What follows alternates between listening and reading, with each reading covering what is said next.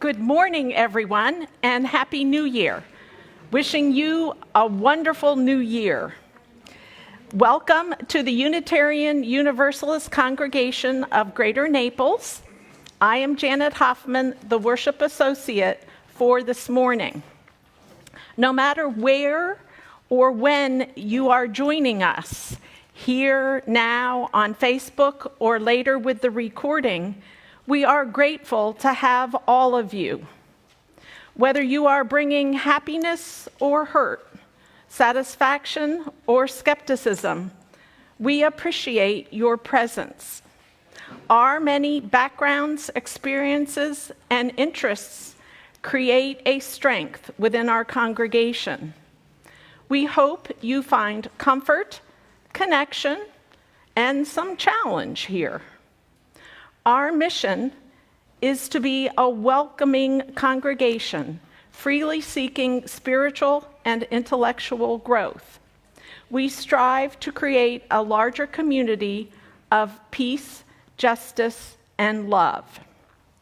If you are brand new or have attended just only a few times, I hope you'll raise your hand so we can see you and connect with you after the service out on the pavilion at the welcome table. Any newbies willing to be brave and raise their hand? No. Oh, yay, thank you. All right, and there's a table out on the back if you choose to. And then we know we can connect with you there. So we're so glad you're here. And many thanks to all who have helped with the service. It could not be done without all of you.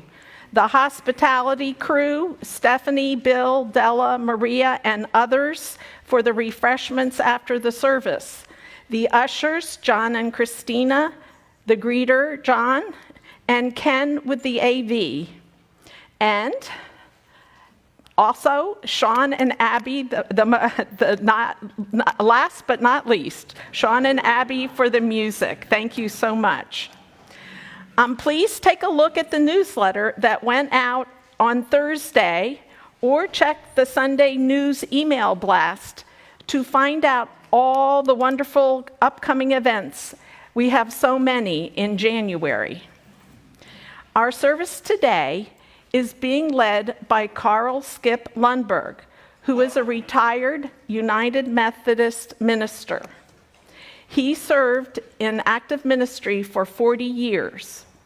He also served as an adjunct faculty member at Yale Divinity School. During retirement, Skip discovered his inner UU. And he is glad to call this congregation home, and we are very thankful to have him with us. Now, let's take a deep breath and settle into the worship as we listen to the prelude.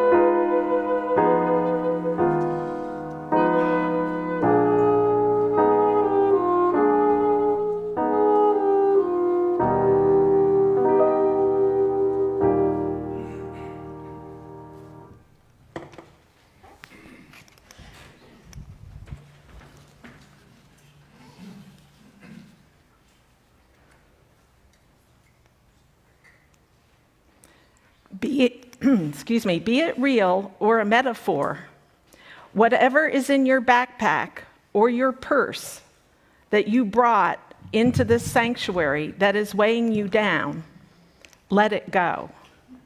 Whatever you are carrying that is keeping you distracted or caught up in shame, guilt, or hopelessness, let it go. If you need it, it will still be there when we're done. But just for this hour, let it go.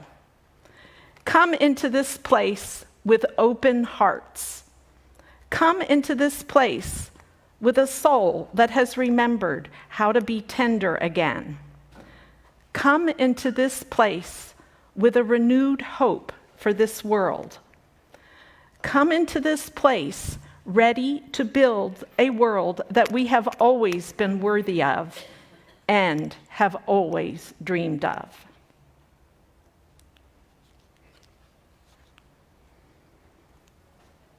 Okay, and now let's say in unison the chalice lighting response.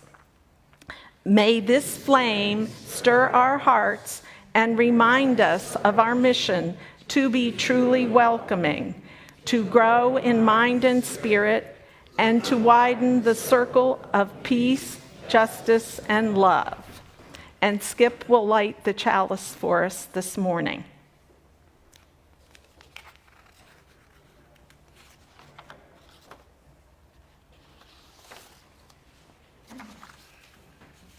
Thank you. And now, let us join together and rise, if we're able, in singing our opening hymn, number 347 in the gray hymnal, Gather the Spirit.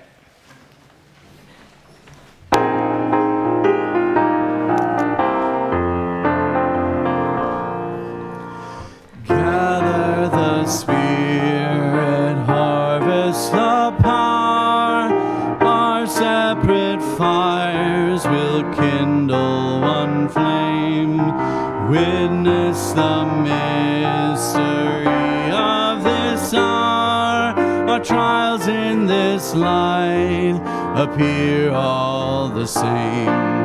Gather in peace, gather in thanks, gather in sympathy now and then, gather in hope, compassion and strength, gather to celebrate once again. Gather the spirit of heart and mind, seeds for the sowing are laid in store, nurtured in love and conscience refined, with body and spirit united once more. Gather in peace, gather in thanks, gather in sympathy now and then, gather in hope, compassion and strength, gather to celebrate once again. Gather the Spirit growing in all, drawn by the moon and fed by the sun, winter to spring and summer to fall, the chorus of life resounding as one. Gather in peace, gather in thanks, gather in sympathy now and then, gather in hope, compassion and strength, gather to celebrate once again.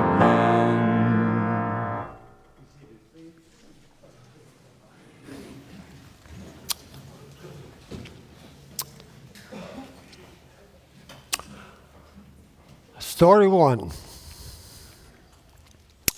In 1933, the German government began using concentration camps. At first, it was German communists that were imprisoned. Later, as we all know, when Adolf Hitler came to power, he found those camps useful for other purposes. And so, during World War II, Germany established over 1,000 concentration camps. Beside the ones in Germany, they existed in France, Netherlands, Lithuania, and Poland. 6 of them were extermination sites.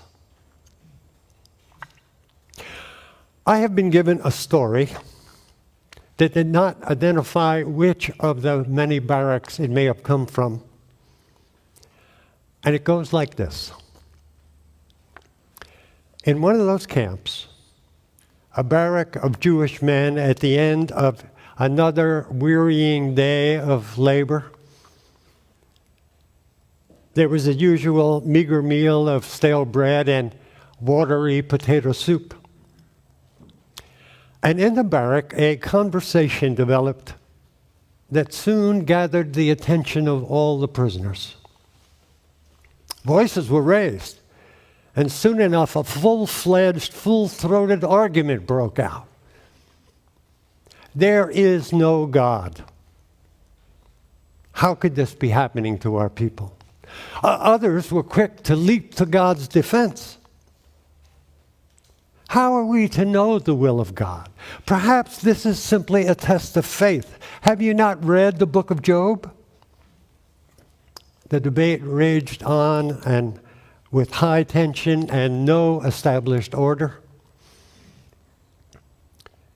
It happened that in that barrack, there were 3 rabbis.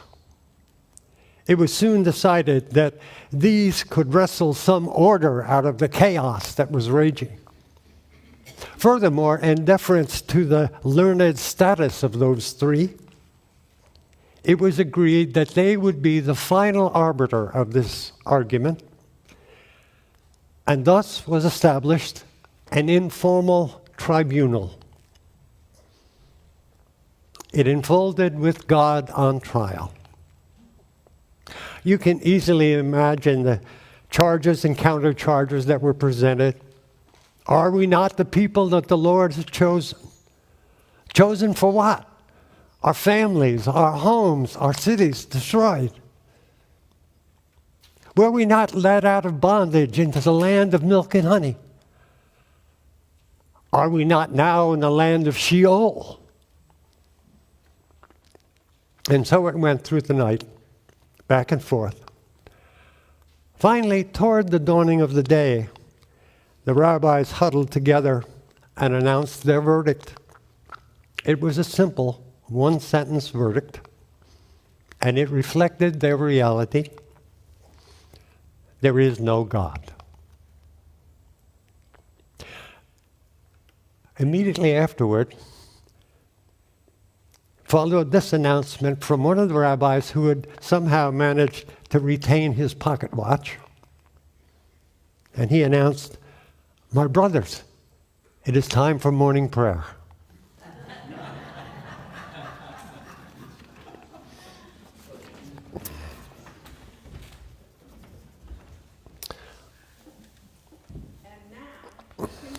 A part of our lives. It is a time to reflect on a deeply personal and meaningful joy or sorrow. And while we listen to those that want to share, the rest of us listen with reverence and care to build a stronger connection with each other. By sharing, our joys are amplified and our sorrows are lessened. If you would like to speak, please raise your hand and I will bring the mic to you. Please say your name and give a brief verbal expression of a special joy or sorrow.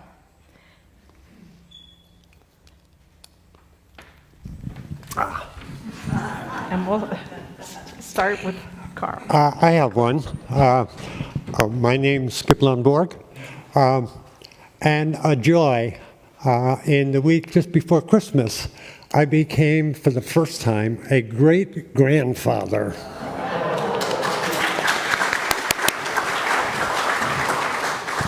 I need to be clear that great and grand are not attributes, they are generational references.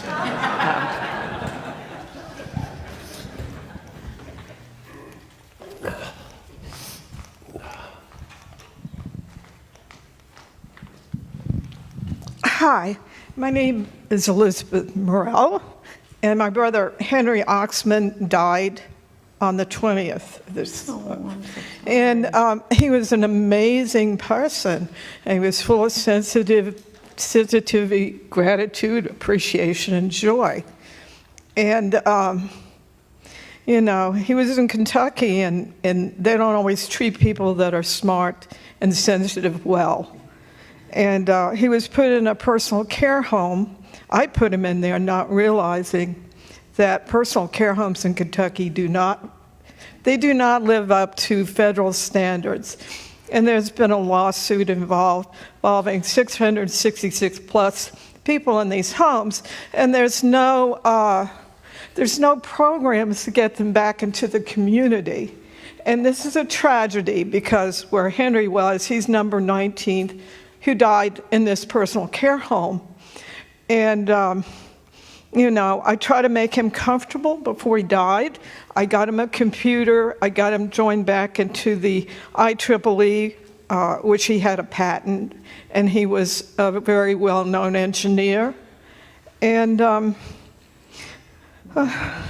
you know, anyway, pray for him. He's on the other side. He cannot be tortured anymore.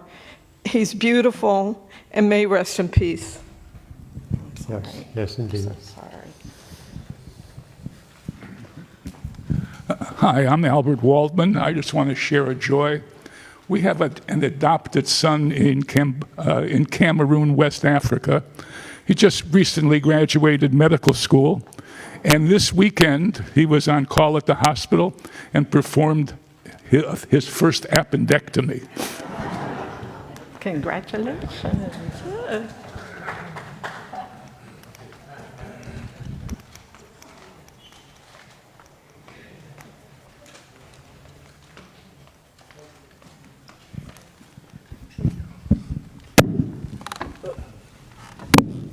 I've heard my name's John Betcher. I've heard the expression Secret Santa, but I never met one, and I still haven't. But Santa did leave 2 gifts at my door, and this is a true story. A little tiny tree, artificial, with flocking and ornaments and lights. It was like being a child. And I suspect that was from a neighbor, but the congregation, I think, gave me a bowl of cookies. I think they meant children. At least they tasted that way. But no 2 gifts have been more appreciated. Thank you. Thank you, John.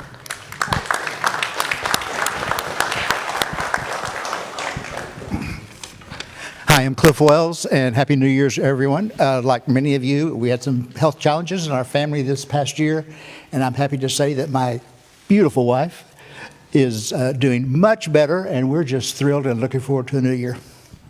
Thank you. That's wonderful news.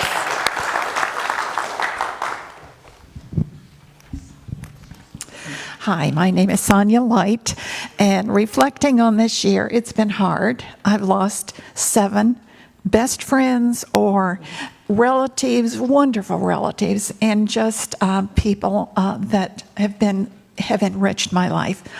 But something has happened that's made this year so exciting. I have a new kitten. He was found in the vineyards in a litter of 5, and the vet said, I go by the vet periodically since my kitty died a couple of years ago, and he said, I think this might be a kitty for you. And I'm tired. Being a new mother is really tired. But if you want to see a picture after service, I'll be glad to show it to you. Thank you. Oh, and no?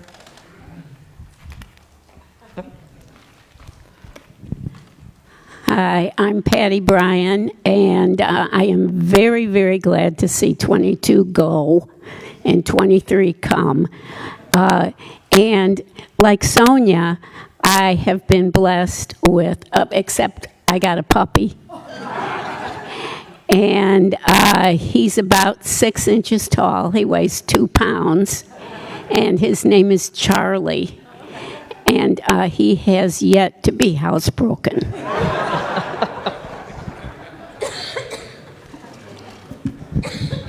Hi, I wish everybody a very happy new year. My name's Carl Krafchick, and this is my wife, Evelyn Kuntz. No one could recognize us, but we are members of this congregation because we are classic snowbirds. We come from Long Island, New York. We are members here, and we're also members at Shelter Rock Unitarian Church. And we love Unitarians. They are so good, and they have to handle that. I'll get this right yet. Okay. We love to be here, and we'll see you for many more. Well, glad to have you here. Thank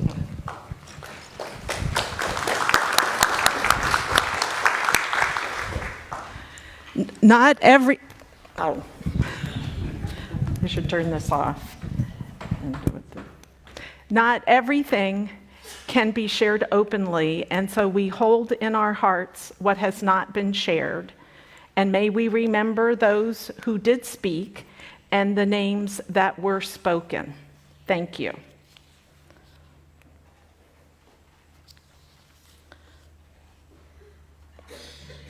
Here in this space, we are gathered, called by our sense of duty or longing for community. Here in this space, we are gathered, called to hold ourselves accountable for our values, to remind ourselves of those hopes and dreams and possibilities for which sometimes, in a rough and tumble world, it can be hard to hold on to. Here in this space, we are gathered, called to do our part in weaving a web of human community.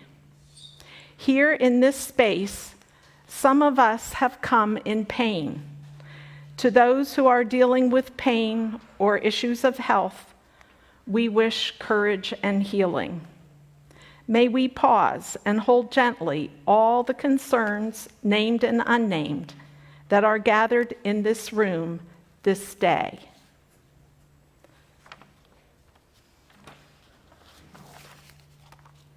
In this space, some of us have come with joy bubbling in the heart.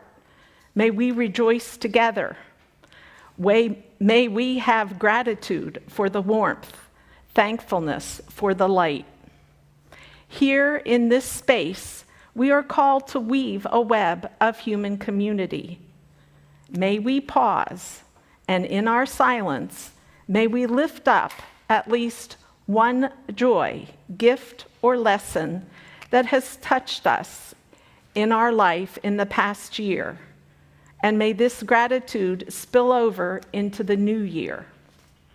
May our shared silence be a blessing on our hearts, on this community, and extend outward to grace the wider world.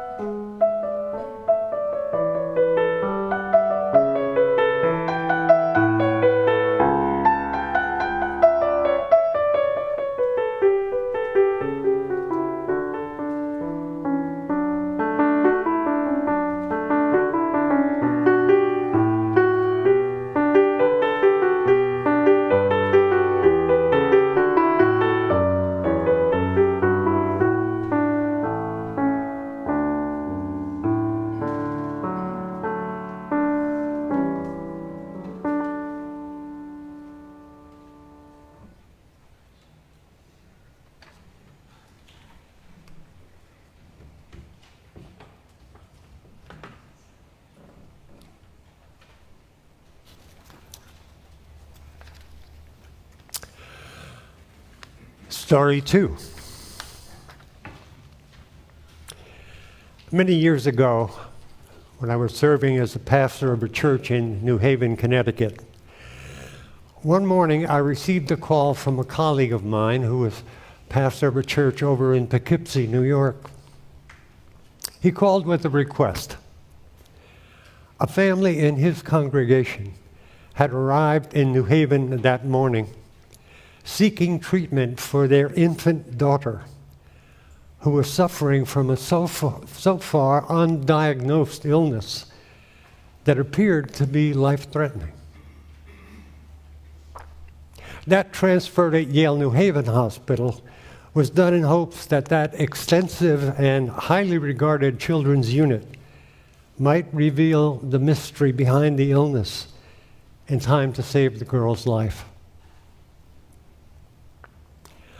My colleague further informed me that the young parents involved had tragically suffered the sudden and mysterious death of their first child just over a year and a half before.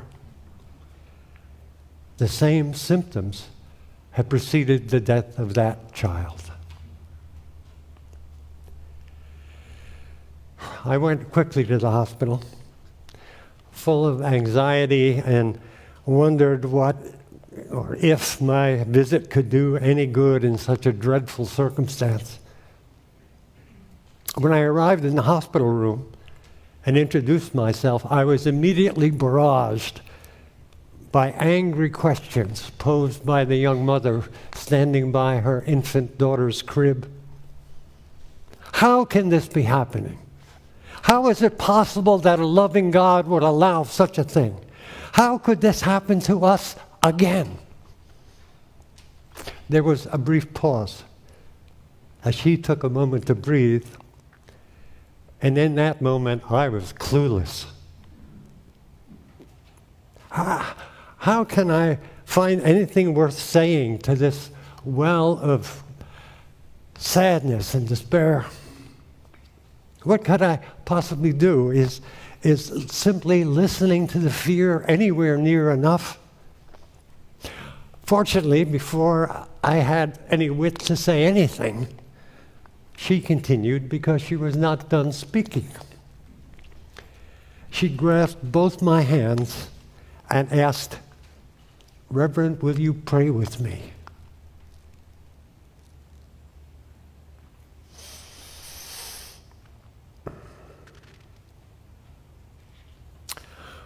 Our centering hymn is number 95. There is more love somewhere.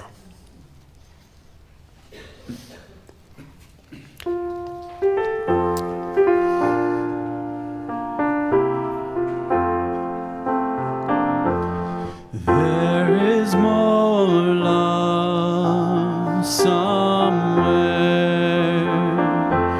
There is more love somewhere. I'm gonna keep on till I find it. There is more love somewhere. There is more hope somewhere. There is more hope somewhere. I'm gonna keep on till I find it. There is more hope somewhere. There is more peace somewhere. There is more peace somewhere. I'm gonna keep on till I find it. There is more peace somewhere. There is more joy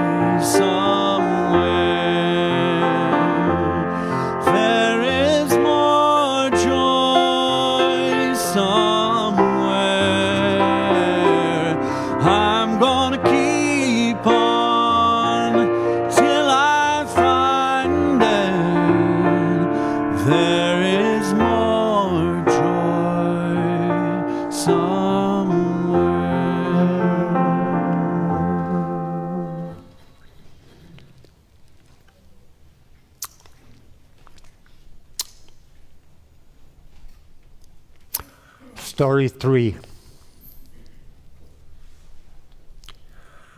The Soviet Union, with its 15 republics, existed from 1922 till 1991. Unrest within those republics built over time, and they began to pull away in their and refusing their loyalty to the central government in Moscow.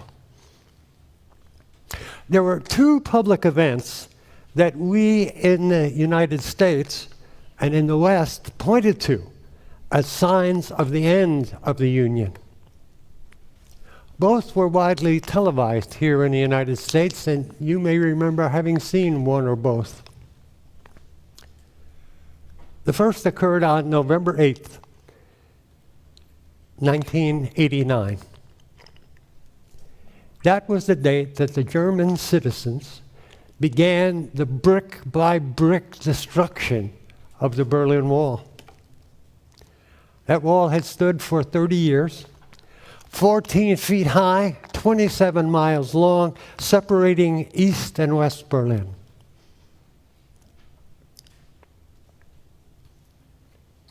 For many, it marked the beginning of the end of the Soviet Union. The second event occurred on December 26, 1991. That is the date recognized as the official end of the Soviet Union. Our television coverage of that event focused on Red Square in Moscow. Throngs of Russian citizens gathered in the twilight of the evening in celebration of the new liberty that they were feeling. It was a wild welcome for a new Russia. That event is the reason for this story. First, we need to recall something. As we focus on the gathering that day, that during the Cold War, all of the churches in the Soviet Union were monitored by loyal party members, so as to make sure that no disloyal statements, either direct or inferred, were made by the clergy. The monitors made no secret of their presence. Indeed, they wanted everyone to know they were there so that they would be thus intimidated and behave themselves. Okay, now we take a look at Red Square. There are throngs of people gathered thither and yon around that square. You can see knots of people gathered. Several of those groups are of mixed ages. There are the older women in their headscarves, the babushkas, named for the scarves that they wore. They are being joined now by younger Russians, teens and young adults. And what are they doing? They are singing. They are singing the songs of their tradition. And the younger ones, they're trying to read their lips because they didn't know those songs. They had been so far removed, they did not know. But they're reading lips and trying to sing along. The elders have not forgotten. They have not forgotten what had been so long denied and repressed. They have endured. They are the continuity.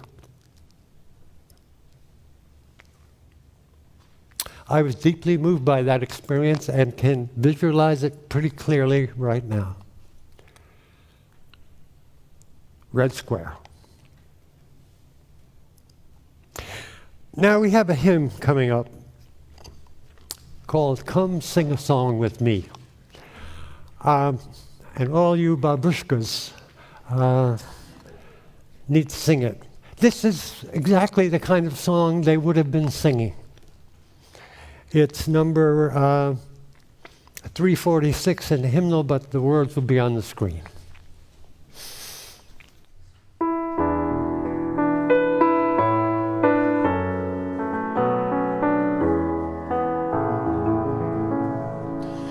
Come sing a song with me. Come sing a song with me. Come sing a song with me, that I might know your mind. And I'll bring you hope when hope is hard to find. And I'll bring a song of love and a rose in the winter time. Come dream a dream with me. Come dream a dream with me. Come dream a dream with me, that I might know your mind. And I'll bring you hope when hope is hard to find. And I'll bring a song of love and a rose in the winter time. Come walk in rain with me. Come walk in rain with me. Come walk in rain with me, that I might know your mind. And I'll bring you hope when hope is hard to find. And I'll bring a song of love and a rose in the winter time. Come share a rose with me. Come share a rose with me. Come share a rose with me, that I might know your mind. And I'll bring you hope when hope is hard to find. And I'll bring a song of love and a rose in the winter time.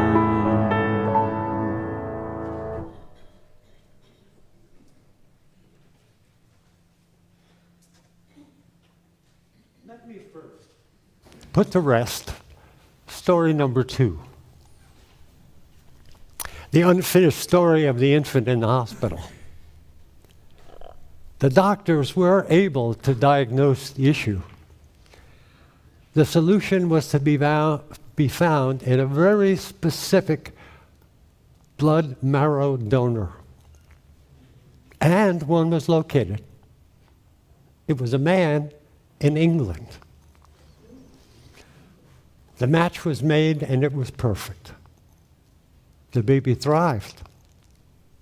Over the years, the family and I stayed in touch off and on, and the last word I heard was that that once terminally infant girl was a freshman in college.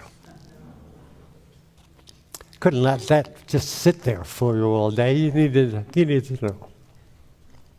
Now, why these 3 stories, and where are we going? I'm going to offer my own interpretation of these stories by seeking to tell our story in light of very recent history. Perhaps, rather than a summation, this is story number 4, and it is your story.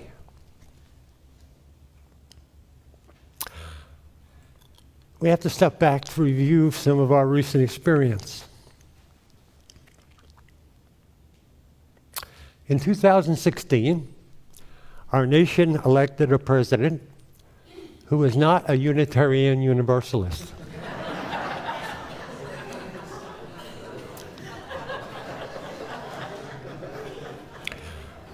I know that to be true because 2 of our values call us to these points. Number 1, the inherent worth and dignity of every person. And 2, respect for the interdependent web of all existence of which we are a part. In place of those principles, that president seemed determined to rip the scabs off all the long festering wounds that had been in our nation. And how did he do that? By denial of science, by an isolationist stance regarding the rest of the world, violent, racist, misogynistic, and homophobic attitudes, all of which further served the purpose, it seemed, to tear at the fragile fabric that democracy is built on. And that same administration, as its final act, actively supported a coup to deny our constitutional democracy altogether. But that was not all we've been through.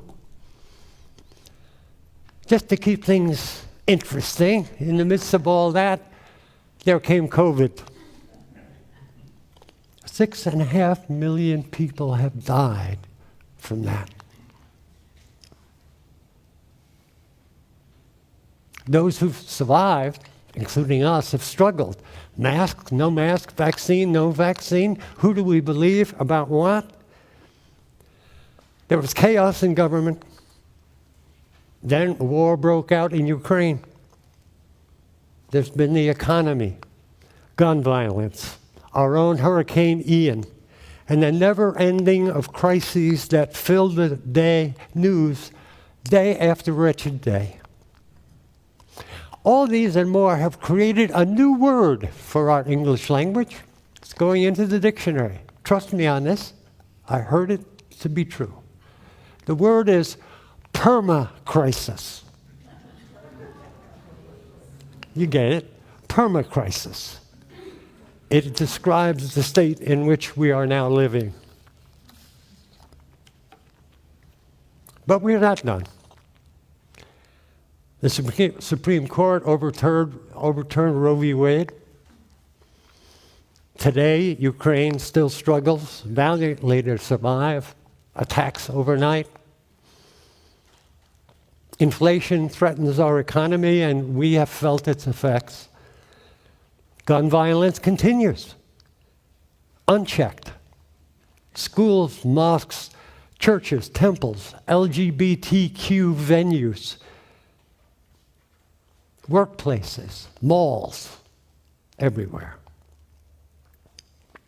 And experience suggests that in spite of all our wishes and hopes, it doesn't really seem that black lives do matter. The consequences of Ian will be with us for years. Homes lost and damaged, cars washed away, businesses destroyed. And COVID is not finished with this yet. It continues to morph. To people of a progressive, liberal religion who seek peace, justice, and love, what is to be done? Many of us have felt collectively, as did the Jews in World War II, the abandonment of hope, the crushing helplessness of now. Permacrisis, indeed. On a personal level, the fear and despair of that young mother in the hospital alone, in the midst of strangers, powerless to do anything to change the outcome for her infant, is a feeling that I've known recently, and I know I'm not the only one here who's felt that. But there is one more story that instructs me. The babushkas in Red Square. Like the Jews in the camp and the mom in the hospital, in spite of what has happened, there is a clinging to a possibility. Something may yet survive.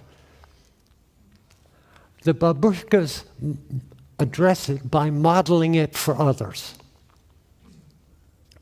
Babushkas for me are not just voices bringing the past to life.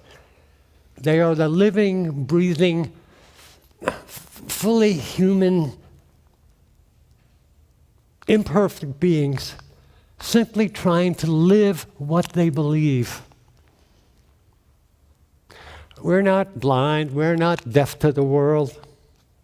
Our odds of success may seem remote at times. And yet, here we are.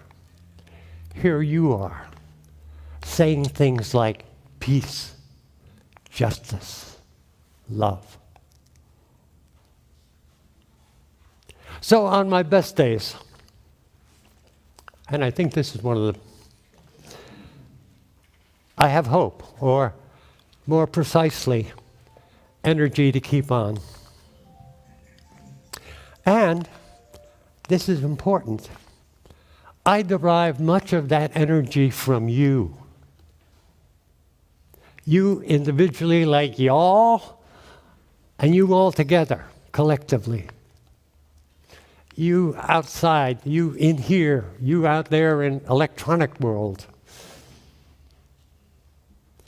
You continue to plug away at windmills. You show up to support and to oppose. You lead, you volunteer, you give yourself to what must be done. Here's to you. Some of you built this place so that all of us can gather. Many of you, along with all of your service in relation to issues of the world, still manage to make time to keep UUCGN running. There is, of course, our excellent staff, but then there's the board, the committees, the garden, the RE program, forums, progressive voices, small groups. Together this year, together last year, new day, you have funded weekend meals for kids, relief for people of the Ukraine, Hurricane Ian relief, and the Giving Tree. All this in addition to supporting the ongoing nitty-gritty that keeps this place running. I'm sure Brad Cornell will have something to say about that in the next couple of weeks. All of that has made of you, we, and us. You are a source of renewal. The values that we work at together here provide a core from which we are empowered to act. This is our base. This is our refueling station. Here is where we support one another to keep on. Often that support is pretty simple. A smile. A shared cup of coffee after the service. Empathy. Sympathy. Celebrations to share. Even good to see you. How are things? Can help break the isolation. I've been a part of UUCGN for 7 years now, and still, week after week, I learn more about you, one at a time. The life work you have pursued, the places you have served, the volunteer work you are doing right now. It is strange, but perhaps not surprising, that every place I go in pursuit of my expression of values, I'll tell you where those have been. I've been in courtrooms. I've been in public schools where you teach or tutor. I've been at school board meetings, hurricane relief at River Park and Naples Pride, demonstrations, parades, January 16th, MLK parade, don't forget that. Immokalee, Grace Place, voting sites, Youth Haven. At every one of those places where I show up, and more that I've missed or have yet to get to, you're already there, son of a gun. There's somebody from UU. I'm just showing up, but you've been here, and you're still there. And so, I read your lives. I read your actions. I read your lips. And I'm inspired by you. In the midst of perma-crisis, you teach me the wisdom of Emily Dickinson. Hope is the thing with feathers that perches in the soul and sings the song without the words and never stops at all.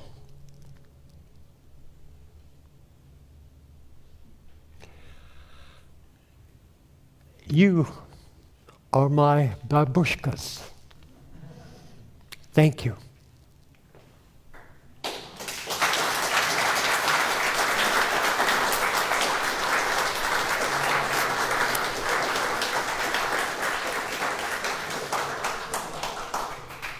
Thank you. Here is a moment of opportunity. Our continuing support of UUCGN.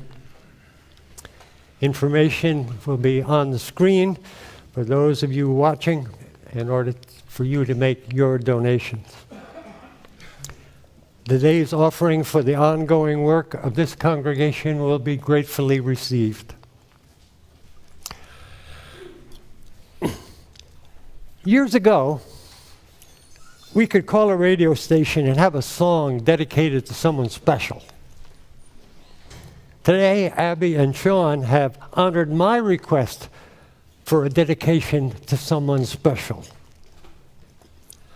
This one's for you.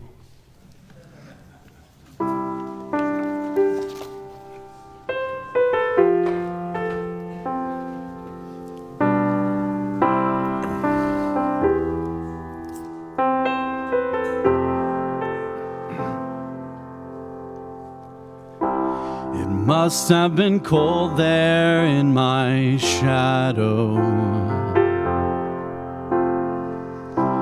to never have sunlight on your face.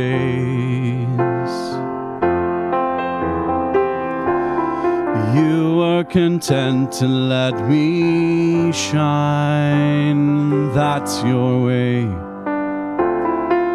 You always walked a step behind. So I was the one with all the glory, while you were the one with all the strength.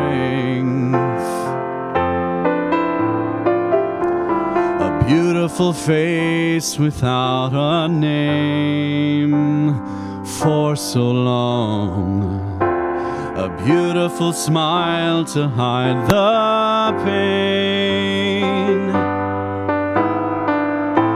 Did you ever know that you're my hero? And everything I would like to be. I can fly higher than an eagle, 'cause you are the wind beneath my wings.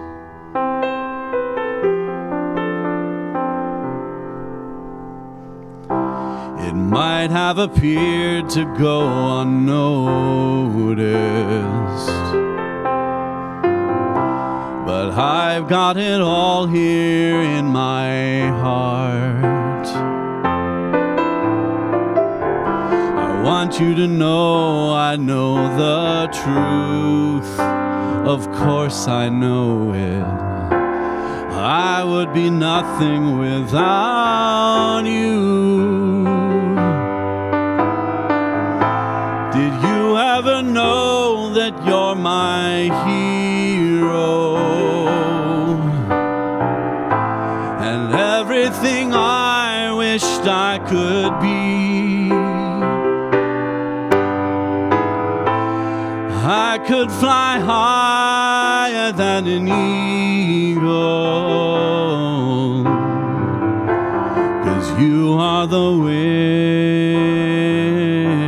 beneath my wings.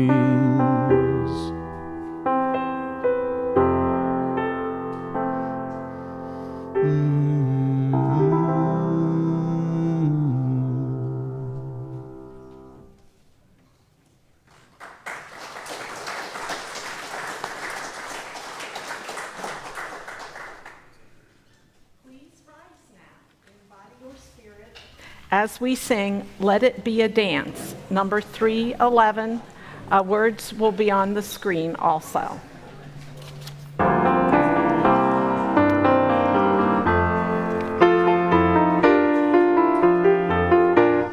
Let it be a dance we do. May I have this dance with you. Through the good times and the bad times too. Let it be a dance. Let a dancing song be heard. Play the music, say the words, and fill the sky with floating birds. Let it be a dance. Let it be a dance. Let it be a dance. Learn to follow, learn to lead. Feel the rhythm, feel the need. To reap the harvest, plant the seed. Let it be a dance. Let it be a dance we do. May I have this dance with you. Through the good times and the bad times too. Let it be a dance. Everybody turn and spin. Let your body learn to bend. And like a willow with the wind. Let it be a dance. Let it be a dance. Let it be a dance. A child is born, the old must die. A time for joy, a time to cry.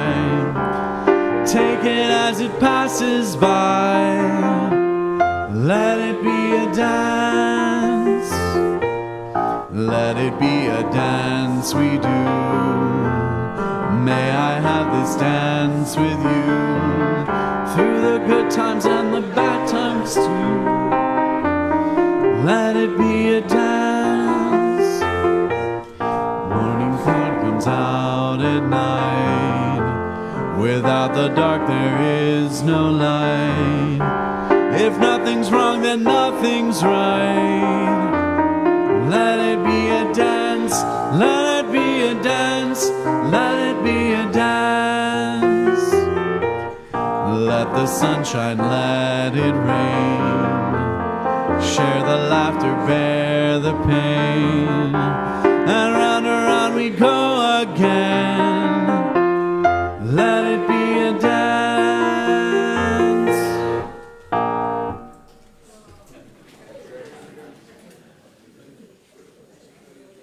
Go in hope, for the arc of the universe is long, and we bend it towards justice. Go in courage, for together we have the strength to confront injustice in our daily lives and in the larger world. Go in love, because a holy and generous love is both the reason and the means by which we transform our lives. Thank you.